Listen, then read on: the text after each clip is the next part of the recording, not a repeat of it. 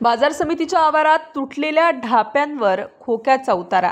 नाशिक कृषी उत्पन्न बाजार समितीच्या दिंडोरी रोडवरील मुख्य प्रवेशद्वाराच्या जवळच असलेल्या ढाप्यावर ठेवलेले लाकडाचे खोके, बाजार समितीच्या आवारातील ढाप्याची झालेली दुरावस्था, नाशिक कृषी उत्पन्न बाजारच्या दिंडोरी रोडवरील मुख्य प्रवेशद्वाराच्या जवळच असलेल्या तुटलेल्या ढाप्यावर बाजार समिती प्रशासनाने खोक्याचा उतारा दिला आहे।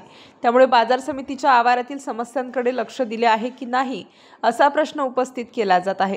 नाशिक कृषी उत्पन्न बाजार समितीच्या आवारात जिल्ह्याच्या विविध भागातून चारचाकी वाहनांमधून पालेभाज्या, फळभाज्या विक्रीसाठी आणल्या जातात।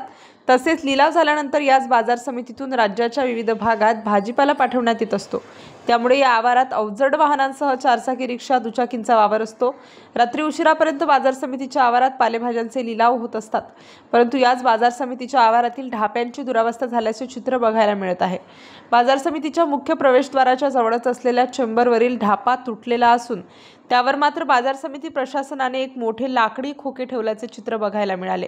जर याच ठिकाणाहून रात्रीच्या वेळी एखादे मोठे वाहन अथवा रिक्षा किंवा दुचाकी गेली तर अपघात होण्याची शक्यता नाकारता येत नाही।